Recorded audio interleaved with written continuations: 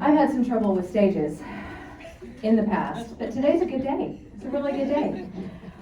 You don't have to adjust your programs. It's the same person. I did cut my hair and color my hair right before I came here. I thought I wanted to keep you on your toes.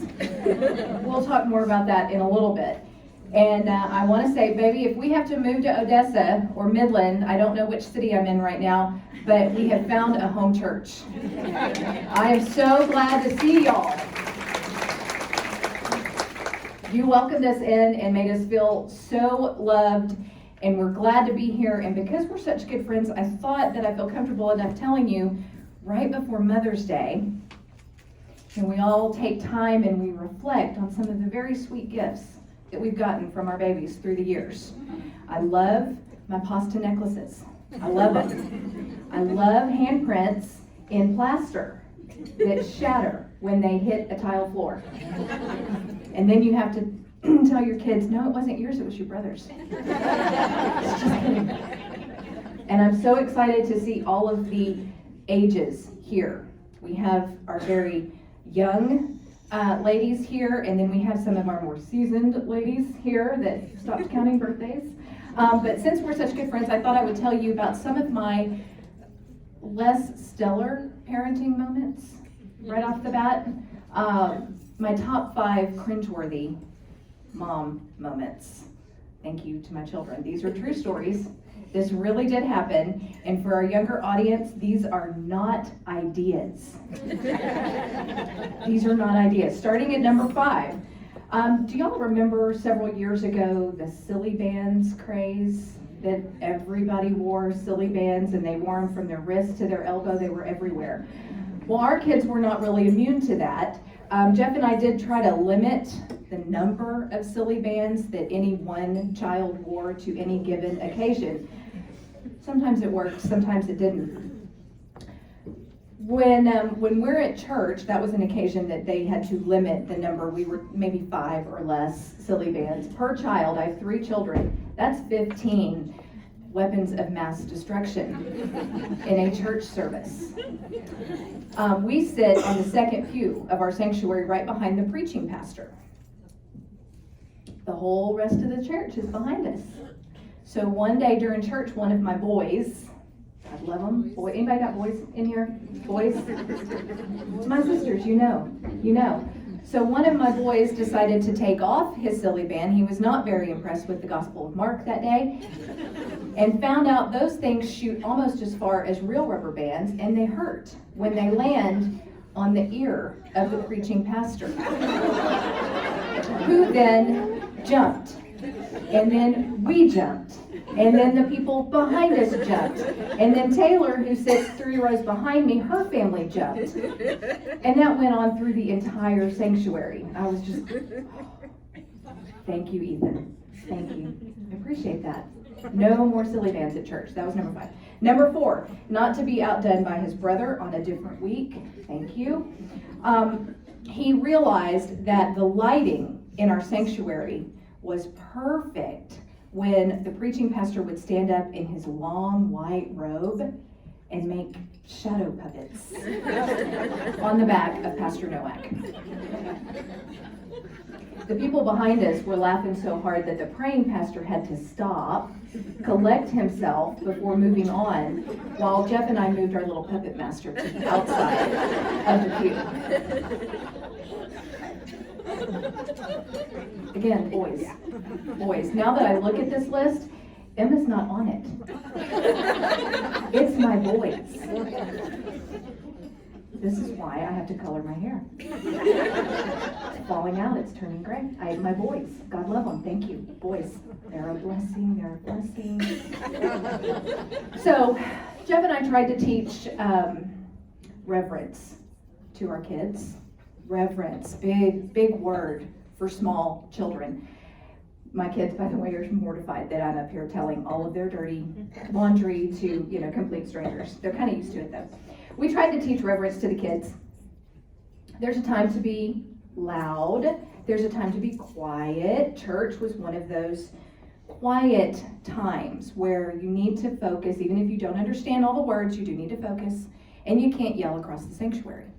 During communion one Sunday, my oldest picked up a bulletin, wadded it up, and launched it into the neighboring section of the sanctuary.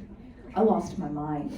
I mean, absolutely, 100% had to run back through the communion line. I lost my mind on this child. And I collect myself finally, and I look at him, I'm like, what?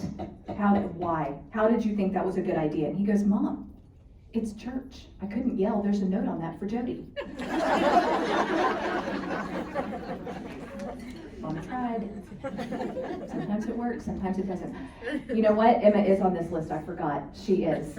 She turned in a very stellar performance at my brother-in-law's wedding. I mean, if you're going to do it at a black tie function, please. Please do it at a black tie function with photographic evidence. So when my brother-in-law got married, he and the sweet bride-to-be, they asked Jeff and I, they were like, well, do you think your kids can be in the wedding? Yes, that sounds great. That sounds so fine. They made it through the wedding ceremony was great. They made it through. The boys carried the rings. Nobody dropped anything. Nobody made a puddle on the floor. That was the other flower girl that was there, not my child. My kids did great until we got to the reception.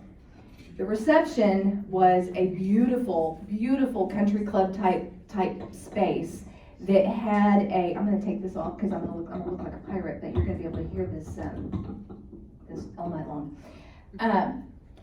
So the reception room had this curved staircase, something you would see out of Gone with the Wind. It was beautiful. And this is where the bride and groom were going to make their grand entrance, and we would welcome everybody, and that was all fine and good.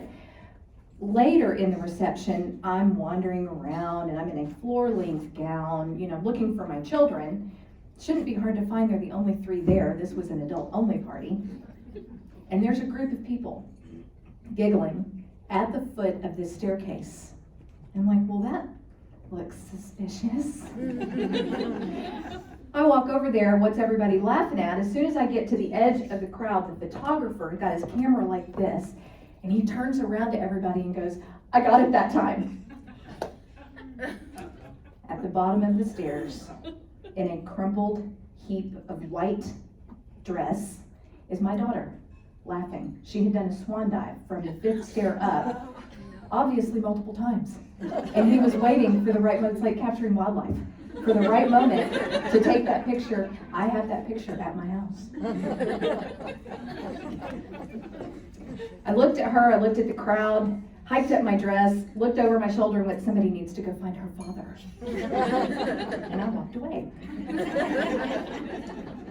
That was a pretty good one from Emma. I have to give her that. That was a pretty good one. My number 1 cringeworthy mom moment was turned in by my youngest son at Disney World. We may not be allowed back at the Magic Kingdom. Which, some people might think that's a blessing. So Jeff and I decide that we're going to take the kids to Disney. It's my mothership. I love Disney. I secretly have begged and pleaded that I would be a princess, and my mother's just not telling me that my royal family's really looking for me. She says that's not true. I'm still waiting. We go to Disney World. The kids are 2, 3, and 4. Because yes, that's how I had my children. We bought a TV. So we take all of these children to Disney World, Magic Kingdom, and and they're this big because I got my big girl shoes on tonight, so I look like an adult. And but I really don't meet the height requirement on most of the rides at Disney World. Neither does Jeff. I'm sorry, baby. So at 2, 3, and 4, our children were absolutely not going to make. We had to wander around and be really, really persistent about things that we could do. Well, we wanted to go see the Disney princesses, and they were back in the back of Toontown in a tent all by themselves, probably for reasons like this. We waited forever to see the Disney princesses. Forever. Emma was so excited. She's 3 years old. She's so excited. They have their autograph books. They're ready for this. Ethan was 4, and he was like, princess, cool. Elliot was 2. Blonde hair, blue eyes, looks like the Gerber baby. I think that for me, that's probably a missed opportunity because I didn't really hone in on that when he was younger, and now he's almost 18 and I can't do that. We wait in line forever to see these princesses, and they're in a giant tent and they're all curtained off. The first one, Snow White. Beautiful Snow White, just like you would think she would be. Kids walk up, they hand her their autograph book so she can sign it. She thinks Elliot is beautiful, which he was. Tells him, I'm going to tell you a secret. And he turns his head and she kisses him right there on his cheek. And he's laughing, thinking this is great. You know, you tricked me. Fine. We move on to the next one, Sleeping Beauty. Oh my goodness, that's my favorite princess, mine. And the kids did great, they did great. She kisses Elliot right here. So he has lipstick prints here and here. The third princess is where he lost his mind. It was Cinderella. Cinderella was Elliot's, and probably to this day, still his dream girl. Favorite ever. She cooks, she cleans, she never opens her mouth. You know, who wouldn't want to be married to Cinderella? Again, Jeff drew the short straw. You got me. Elliot went absolutely bananas. We had taught the kids, we taught the boys from a very young age, girls go first, even sisters. Girls go first. No, when he came around the corner and saw Cinderella, he went crazy. He threw his autograph book. She sees this 2-year-old, this sweet looking angel 2-year-old, and she squats down to receive this hug that he's about to give her, not really realizing he dropped his shoulder like a linebacker.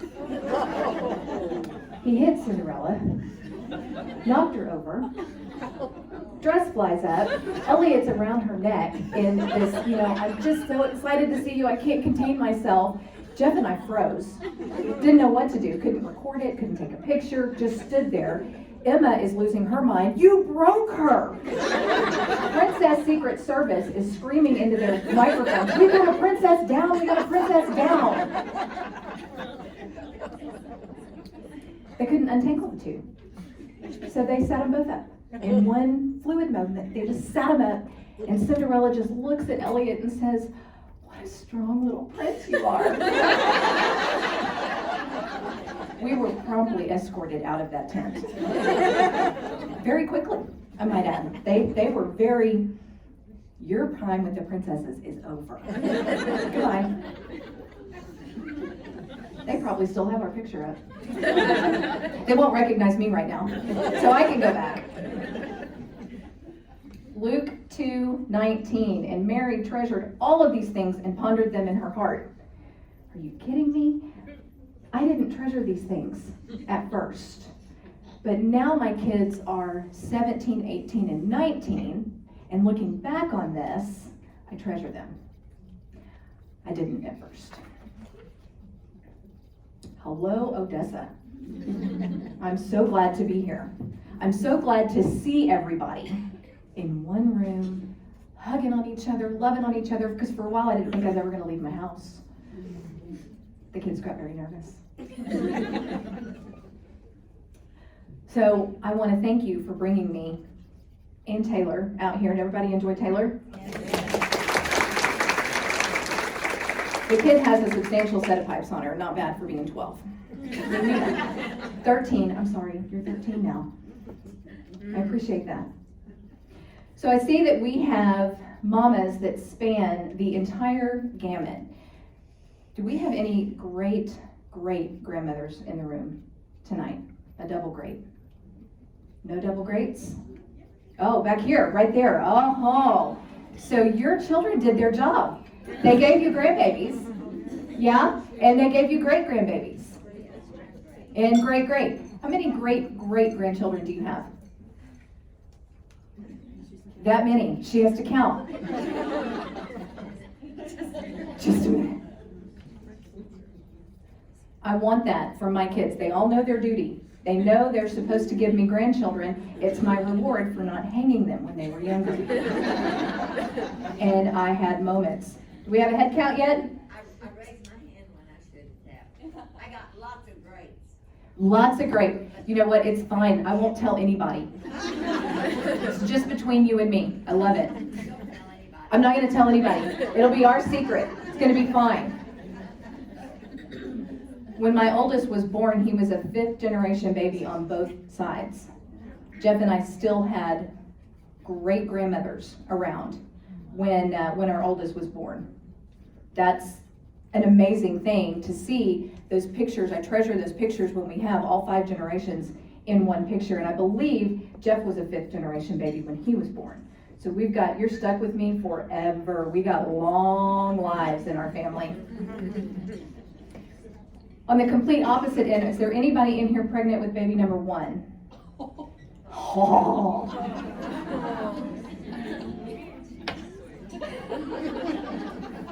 Just close your ears. It's gonna be fine. Don't be afraid. No, I'm just kidding. Be afraid. Be very, very afraid. It's terrifying. Worth it. I hear. It's fine. It's gonna be fine. Sleep now. You will never sleep again. Ever.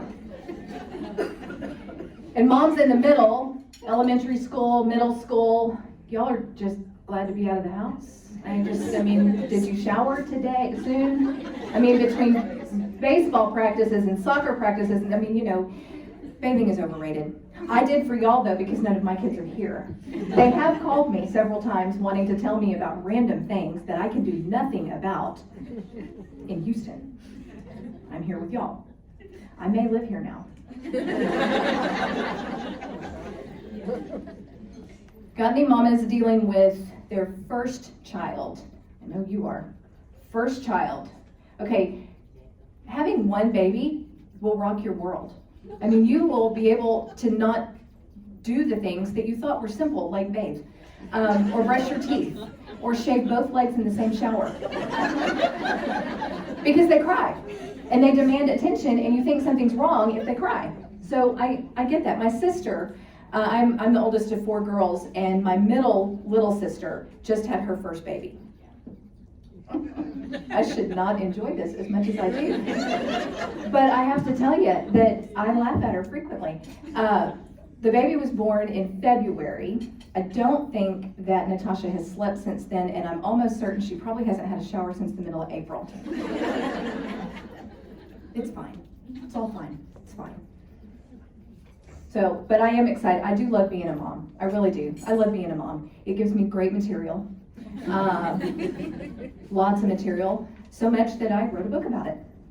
And then you'll wait for the next one to come out, the sequel, The College Years. Dear Jesus, take the wheel.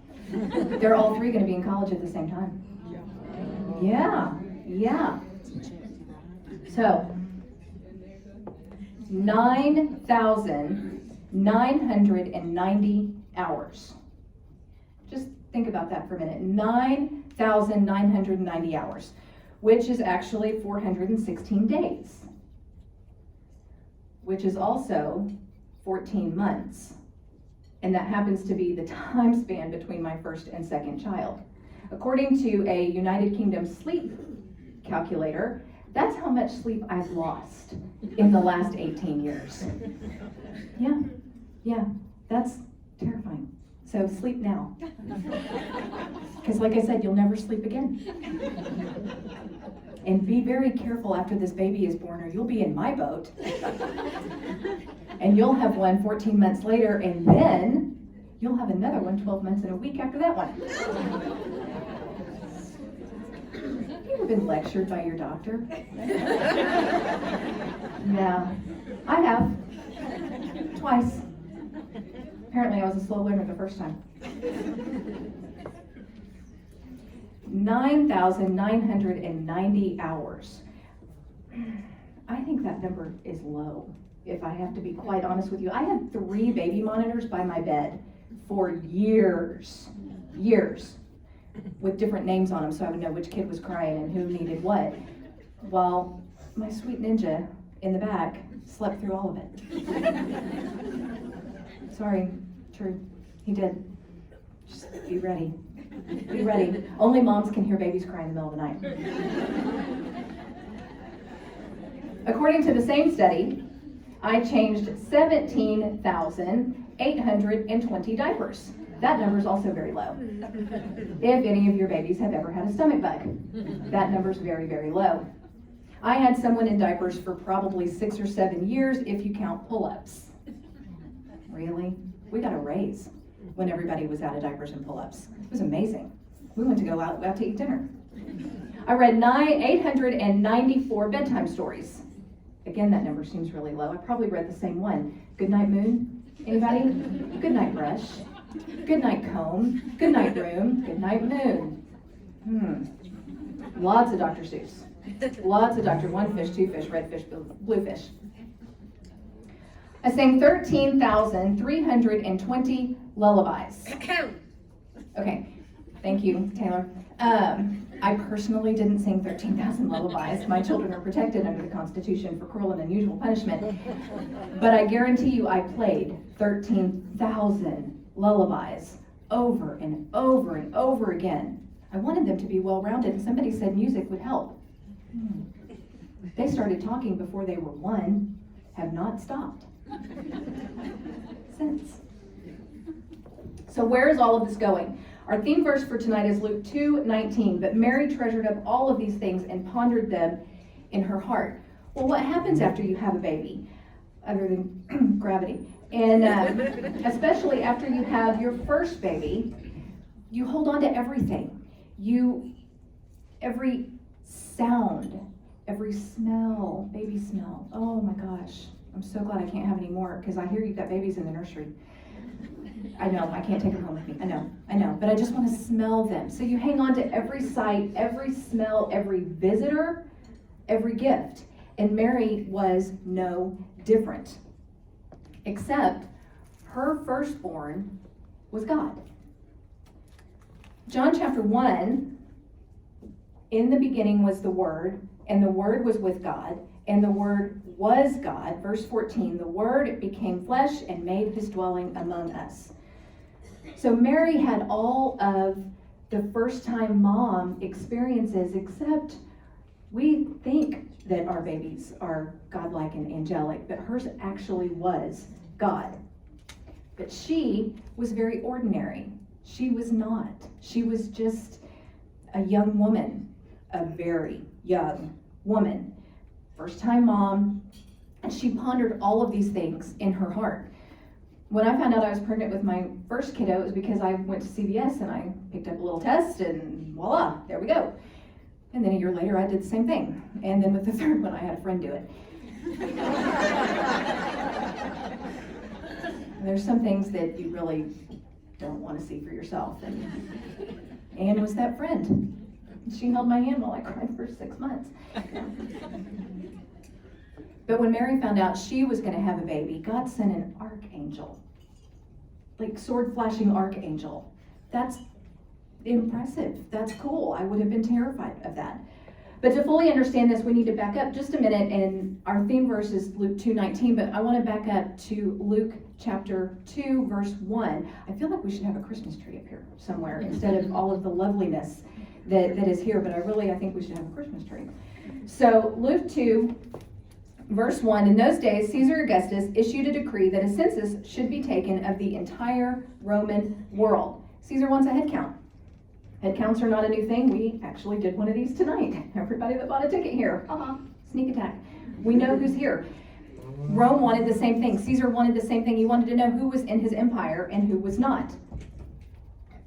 So, I know that it's hard to see from in the back, but you'll see this, my holy family, Mary and Joseph and the baby. I'm so glad they made it all the way from Houston, because sometimes the way I drive, I had my doubts. They were well insulated. So when most of us think of Luke 2 or begin to read Luke 2, this is what we think of. This is what I think of. Came to pass in those days. Okay, well, it's the Jesus story. It's his birth story. Side note, when I hear Luke 2 start, I think about my kids. And they went through parochial school from preschool up to 8th grade. And 450 kids learning Luke 2 verses 1 through 20 to recite at the Christmas program every year. Taylor, I bet you can still do it. And it came to pass in those days there went out a decree from Caesar Augustus which we taxed. That's a lot of years of doing the same Bible verse. And it is still moving to hear that and to think of those memories that I have of my kiddos and everybody else's kiddos standing up and reciting Luke 2. And I understand y'all just got out of school. How old? Your school is very fresh. Second year. Congratulations on your school. I think that's one of the best things that we can give our children is a Christian education. I love it. So, Luke 2, verses 3 and 5. And everyone went to his own town to register. So Joseph also went up from the town of Nazareth in Galilee to Judea, to Bethlehem, the town of David, because he belonged to the house and line of David. He went there to register with Mary, who was pledged to be married to him and was expecting a child. Y'all ever been on a road trip pregnant? Yeah, that's awesome. Joseph goes up to Bethlehem because he was of the house and lineage of David. We know that. So was Mary. So was his side of the family. So was her side of the family. These two lovebirds didn't run off to Bethlehem for a baby moon one weekend and think this was going to be so fun. And, good luck. It just happened to coincide with Caesar's head count. That's not exactly what happened. So several years ago, I send out Christmas cards every year, but several years ago I ran out of Christmas cards and I had to go and improvise. And I found a Christmas card that had Mary and Joseph and baby, and I thought it was beautiful. I thought it was so beautiful that I tracked them down on Amazon 10 years later, found the same cards, bought them again, on purpose this time. And as I'm looking at this picture, I blew it up for you because I figured a card would be too hard to see. Can y'all see that? Mary, exhausted, Joseph holding the baby. And I looked at this and I remember telling my husband, I said, do you realize that they were alone, that Joseph would have delivered that baby, and how awesome would that have been? Not exactly. Not exactly for so many reasons. That's not exactly how it happened. But the main reason, Mary and Joseph didn't go to Bethlehem by themselves. They went with all of their family. Mother-in-laws, father-in-laws, cousins, aunts. They went everywhere because in biblical times, families were just that. They were families. They moved en masse together.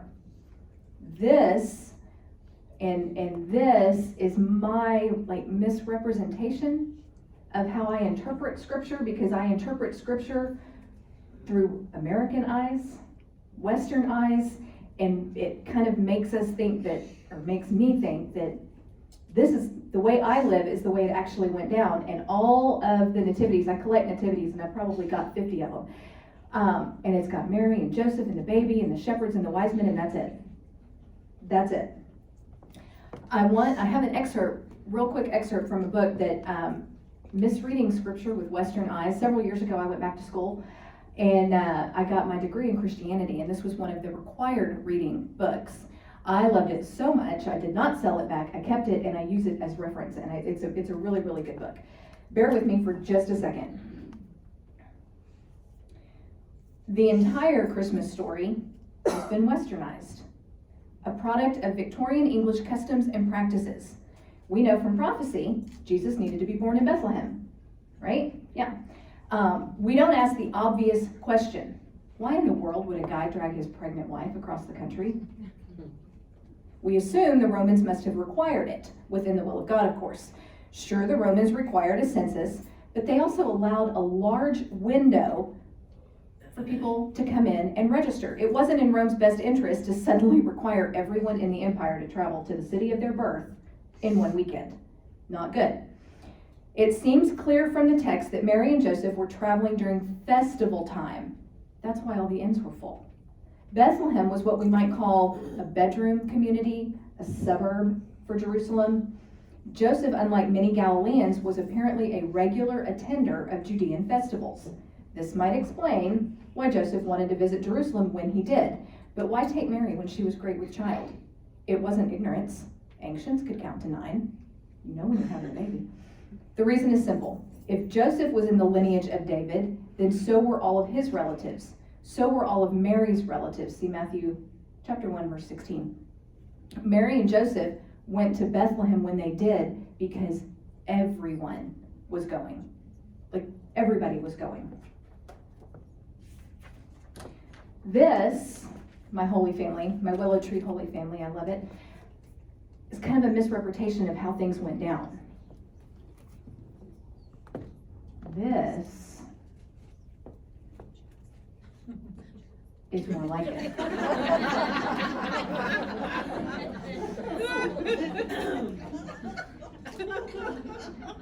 How about that? This is how the first Christmas went down. Women, kids, everywhere, crawling all over the place. Men, in the back, working security, telling Mary, good job, you're doing great, you're doing great. Keep it up. Just breathe just a little bit longer. It's gonna be fine. Then, this is where having kids comes in handy. Visual effects. This is how it went down. Mary was young, scared, and I would wager incredibly nervous about that baby's exit plan.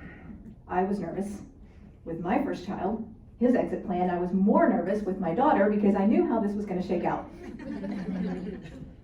Mary needed the experience of all of her relatives. She needed the experience of community and the strength and peace that other women could provide. She and they needed the community that they could get from each other. So let's look at us, at our community. How are we doing? The theme for tonight is A Mother's Heart. We've had kind of a tough year. 2020, 1 star, would not recommend. The world hasn't seen something like this in 100 years. So safe to say that in our lifetime, this was an unprecedented event. And that's hard on a community, can be hard on a community. How is your community doing? As moms, we adjust and adapt. We've always been caregivers, doctors, short order cooks, teachers, but over the last year or so, those roles have quadrupled. We become IT experts. Well, some of us do, and then others have Taylor. She can help me. We are grief counselors and absolute circus ringmasters. God created women to be the heart, soul, and strength of the family and the community. I've seen those traits in spades in my own community, in this community, and across the world. I cut my hair. I don't look like my picture. I colored my hair because my hairdresser is young and lost her mind. This was not what I asked for, but it's what I got. On Tuesday, I am having a procedure. I have really incredible migraines. They are fantastic. And I've had them all of my life. Tuesday, I'm having a procedure called occipital nerve decompression surgery. And they're going to shave the back of my head. That's why I cut my hair. That's why I colored my hair. It's easier to keep up with than the blonde highlights. But my community has circled the wagons around me. Meal trains, prayer, just checking on me. That's what community does. I witnessed it here. I've seen it all around the world. I get most of my news from TikTok, so it's got to be true. My daughter introduced me to that. Jeff hates it. Moms, women actually, are amazing. Side note, watched a whale documentary. Anybody seen the new whale documentary on Disney? Really, really good. The orcas, Shamu, killer whales, black and white whales, it's the women in their pods that teach all of the young whales what to do. It's the women, the moms, the grandmothers, that they have their own language, they have their own culture, they have their own hunting techniques, and it's the women that do that. It's the girl whales. Their baby orcas are 5 times more likely to survive if they've been taught by a grandmother. That's astonishing. Even in the animal kingdom, women were made different. I spent a lot of time with my grandmother, and I can tell you that I parent and I wife the way that my grandmother did. Important. But A Mother's Heart. That encompasses so much more than the title, what the title implies. God created women with the unique ability to mother.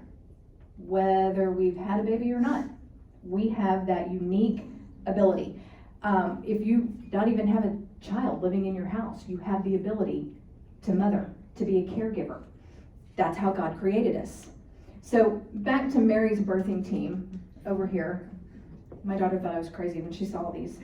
So we've got like party girl Barbie in the middle. You can't really see her. She may be having a hard night. She doesn't have any kids, but she could be, years of training. Clubbing is hard work. Years of training to stay up for the 3 a.m. shift. And she's there and she's ready to help. She's in a party dress and missing a shoe, but she's ready to go. We have friends of ours that had triplets. Holy cow, triplets. So there were lots of different shifts available to help with the triplets. That's where Party Girl Barbie comes in. She's ready at 3 a.m. because she doesn't sleep anyway. And then over here we've got too many kids. Tina, she's got kids crawling all over her. She'll be there to help. She'll probably bring a casserole. It may have an army man cooked into the middle of it. It's fine. It's fine. Eat around it. It's like a king cake. It's fine. You find the army man, you get a prize. No worries. And then we've got over here somewhere, we've got Wall Street Wanda, probably this one. She looks a little bit more done up and less tired than the rest of them. Wanda doesn't have any kids. It's fine. But she's there to help with the insurance claim and file the stable bill. And she can there help. We all have different gifts. We all know your strengths. I don't count very well. That's not my gift. I will be over here. Too many kids, Tina, with a casserole. That's my gift. So my point is this. Some of us had our kids the old-fashioned way. Some of us adopted our babies. What is that? Is it a fly? Is it a bee? That's very large. You're supposed to be protecting me, Jeff. Not okay, and it's on me. Is it off? Is it on? It's gone. That's the biggest fly I've ever seen in my life. You don't feed your flies out here. Golly. I've never been heckled by a fly. I mean, I expected it from Taylor. Just warn me if it's going to dive bomb me again. That was incredible.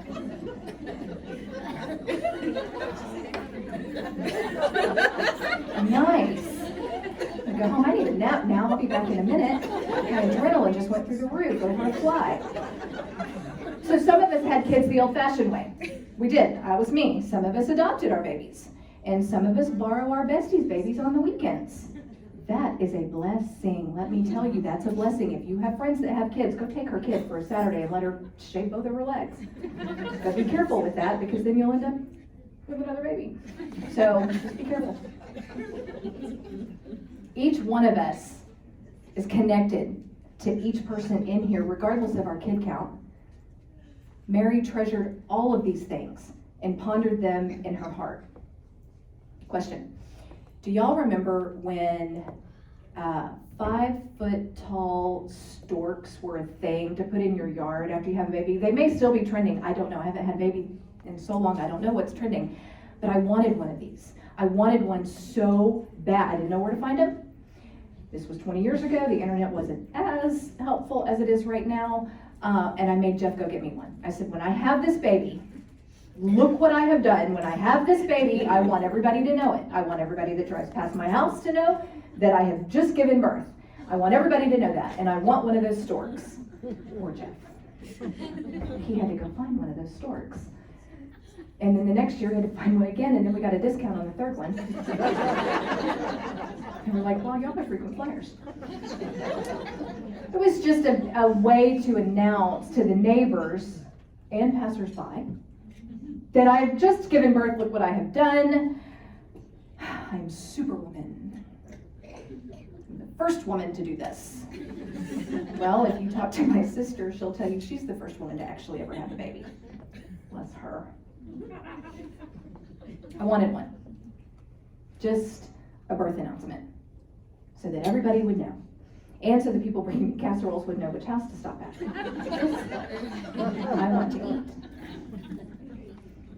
Luke 2, starting in verse 8. And there were shepherds living out in the fields nearby, keeping watch over their flocks at night. An angel of the Lord appeared to them, and the glory of the Lord shone around them, and they were terrified. But the angel said to them, "Do not be afraid. I bring you good news of great joy that will be for all the people. Today in the town of David a Savior has been born. He is Christ the Lord. This will be a sign to you. You will find the baby wrapped in cloths and lying in a manger." Suddenly a great company of the heavenly host appeared with the angel, praising God and saying, "Glory to God in the highest, and on earth peace to men on whom his favor rests." When the angels left them and had gone into heaven, the shepherds said to one another, "Let's go into Bethlehem and see this thing that has happened." So they hurried off and found Mary and Joseph and the baby, who was lying in the manger. Angels. God sent angels as his birth announcement. Makes my stork look really lame. He sent angels. Here's the crazy part. Massive show of heavenly force. Massive presence. Here we've got angels. We've got lots of angels. Too many to count. And who did they go to? Royalty? Jesus. Who said Jesus? They went to Jesus. That is always the right answer. Always. Always say Jesus. All of these angels show up, and they didn't go to royalty. They didn't go to Bethlehem's rendition of the Kardashians. They didn't go to the rich and the wealthy. They went to shepherds. Shepherds. Now, shepherds were an interesting group of people. Nobody really liked them. They were kind of the members of society. They weren't first on anybody's list for social functions. They would not be invited to tonight. And if you needed a legal witness, do not call on a shepherd because nobody would take them seriously. It was their lot in life. But it's these people that God chose to reveal the birth of his son. Ordinary people. And he did it boldly and awesomely, just to tell regular, everyday people that his son had been born. And God does that a lot. He picks regular, ordinary people to use his words and accomplish great things. Do you remember, you're in the front row, that'll teach you, don't ever sit in the front row. Do you remember after you had your son and you tried to hold on to things? Were you unconscious? That would be great. You were out? Why didn't we do that? I remember everything. Oh my goodness. Sign me up for that. I remember things about my first child. See, now you have to have another one so you can be awake for this one. Yeah. You have warned me enough. No, it's fine. It's fine. Your mother wants more grandkids. It's fine. But there are things about Ethan being the first one that I remember more clearly than I do with the other two. I remember my doctor putting him on my belly. And the first thing I thought of is, he's so hot. Are you kidding me? I delivered him. Of course he's going to be hot. He's so heavy. Yeah, 8-pound butterball turkey. Yeah, heavy. Okay? I mean, I'm so sorry. You can't back out now. The baby has to come out. But talk to her. She was unconscious for the whole thing. And that might be the way to go. I mean, I had an epidural with my boys. My daughter, I didn't have that option. Go for the drugs. Get one now. Call your doctor tomorrow and get that lined up. Everybody will be happier. I remember certain things about Ethan, though, that I don't remember about the other two. He was my first one. I tried to hold on to everything, every sound, every smell, every visitor that came in. Mary was in a barn, like a barn. Not a posh birthing suite, no epidural. That's why she's a saint. But seriously, she was born in a barn. It's chilly in here, making my nose run. And she treasured all of these things in her heart. And she did this for a lifetime. A lifetime. I would wager that when she was visited by Gabriel, she gets a lot of angel visitors. When she was visited by the angel Gabriel and obediently said yes to God, just yes, this is how it's going to be, I'm going to do this, that she had no idea the snowball that had just started rolling downhill or how big that ball would become, and how tight and compacted it would be when it came to a dead stop in front of the tomb on Good Friday. And she was there for that too. She watched that. She remembered that. And she was there when the stone was removed. Amen. Everybody can say amen. Jesus rise. Amen. A mother's heart holds more stuff than a complete set of luggage. We've got so many nooks and crannies that it's impossible to measure the depth of our emotion. And God designed us that way on purpose and for a purpose. You look around the room and you can see how precious a mother's heart is. Who's here with their mom? Everybody? No, not everybody. Me either. My mom's not here. My mom's a trucker. Like over the road, long haul, 18-wheeler trucker. She stands in it 5 foot tall. They block the pedals for her. It's great. A mother's heart is all over this place. We see it, we feel it. I'm thankful for each one of you in the room. The love, the wisdom that's found here is overwhelming. I have my own circle of moms that help me remember. My mother-in-law's at the top of that. She lives 10 minutes down the road, so I get to borrow her when my mother is busy hauling, right now she's hauling explosives for the government, so, look out. She's perfectly fine with that. She loves Jesus. She says if one of them goes off, she just gets to meet him sooner. It's fine. My mother is interesting. So while she's busy, I have a whole circle of friends that step in and fill her place. This morning, one of those ladies, 85 years old, texted me with prayers over all of you, prayers over Taylor, prayer over me, and peace for the event and for my upcoming surgery. She sent me also a picture of the devotion. This was yesterday's devotion. Give me just a second. I want to read you just some of this. I want you to linger in gratitude. This is a most delightful place where the joy of my presence shines warmly upon you. You often pray fervently for something until you receive the answer you desire. When I grant your request, you respond joyfully and thankfully, but your tendency is to move on rather quickly to the next matter. Anybody do that, or is it just me? It's just me. That's great, thanks. It's just me. I want you to remain for a while in an attitude of grateful joy. Instead of experiencing only a short-lived burst of gratitude, let this pleasure flow freely into the future by training yourself to recall what I have done. One way is to tell others about it. This blesses both them and you, and it pleases me. Another way is to write down the prayer answer someplace where you will see it again and again. Keep bringing your gratitude to me. This thankfulness will bless you doubly with happy memories of answered prayer and with the delight of sharing joy with me. That was so fitting for what I was going through, my own personal, I'm a hot mess all the time. It was so nice to receive that blessing from somebody else and for me to remember to stay in my attitude of gratitude. Kids make it hard sometimes. They make it hard.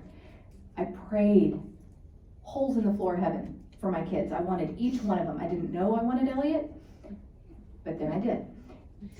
I wanted those babies. I prayed for those babies. And then I got them. And sometimes I forgot to say thank you. 5th graders. What are you going to do? Mother's Day can be tricky for some of us. Loss is an inescapable part of life. And on Mother's Day, we are reminded that the heart aches for children lost, moms too. But as we move through our days, we need to not forget to be ever thankful and grateful for the prayers that God has answered.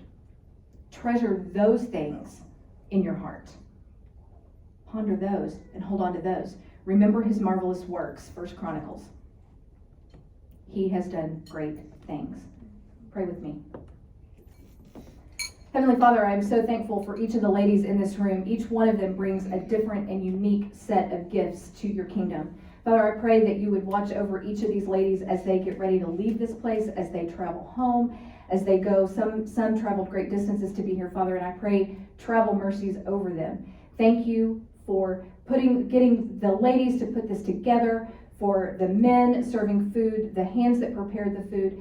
Father, I pray that you would bless this weekend abundantly in the lives of all of these ladies, that your glory would be ever present in their lives, front and center, and that you keep them safe and sound until you can bring them back to meet you here again. In the mighty, precious, holy, and healing name of Jesus, amen. Amen.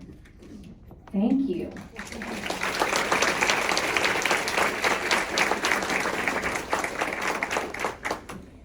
So when Rhonda contacted me, I was very excited about this. You thought you were done with me. I'm like, please tell that woman to sit down. I'm going to, and I'm going to eat in a minute. It's going to be great. I had a book coming out. A new book called Why Some Animals Eat Their Young. True story. A Survivor's Guide to Motherhood. You need this book. Get this book. You too, you got a 1-year-old. Yeah. Hide in your closet and read it. Put it on the back of the powder room, honey. But it was supposed to be coming out on May 4th. COVID kind of derailed that. And the date got pushed back to September. But, just for y'all, if you will look in your programs, if you have a heart in your program, you get a book tonight.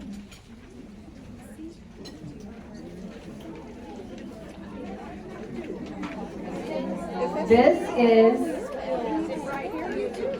is an advanced reading copy.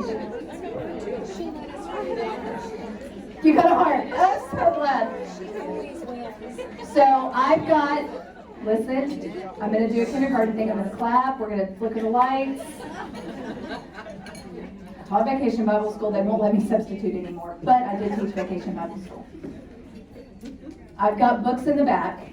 If you have a heart in your program, you get a book tonight. I'm so thankful that I got to be here with y'all. I'm thankful that y'all are going to be my guinea pigs.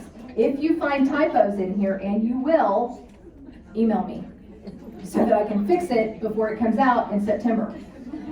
Pass it around, let your friends read it, and I would ask that you go onto Goodreads and leave me a good review, a nice review.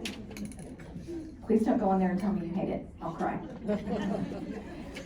But I'm very thankful that y'all are here. I'm sorry I don't have enough books for everybody, but these are a special advance copy with a dedication on the front page to First Baptist Odessa. Thank you very much for having me. I appreciate it. Now,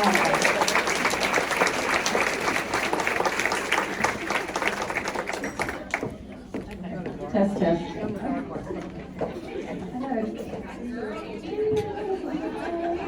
you. And can we just stop for a minute before we do the, giveaways, more giveaways?